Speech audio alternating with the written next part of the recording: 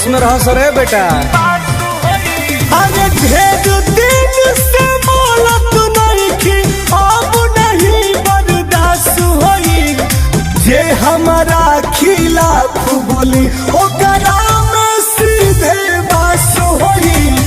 जे हमारा खिलाफ बोली ओकरा में सीधे बास होई। जे हमारा खिलाफ बोली सुधर जो बाबू।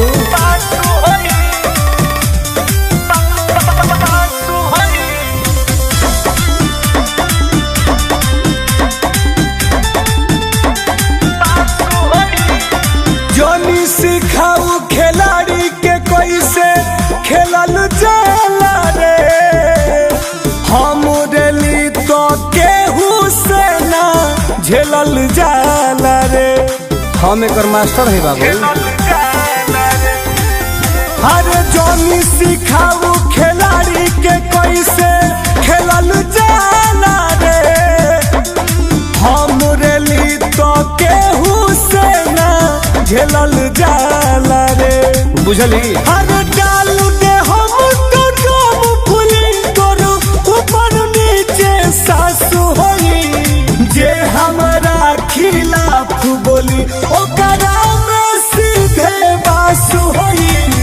जे हमारा खिलाफ बोली ओकरा में सीधे बासु होई। जे हमारा खिलाफ बोली। अब लागत पुरनका अंदाज में आवे के पड़ी।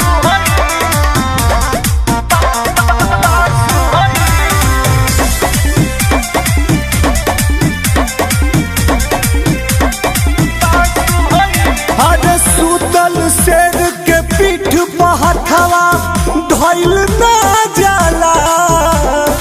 पानी में मगरमच्छ से बैर कइल ना जाला।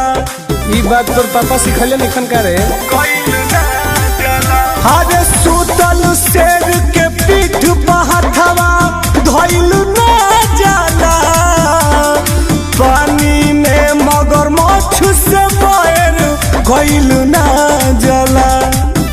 अरे सुनील टुनटुन के एक बारी धासल जीवन भर एहसास होई। जे हमारा खिलाफ बोली ओकरा में सीधे बास होई। जे हमारा खिलाफ बोली ओकरा में सीधे बास होई। जे हमारा खिलाफ बोली। दम बात तो पास करी है न तो बर्दाश्त करी है।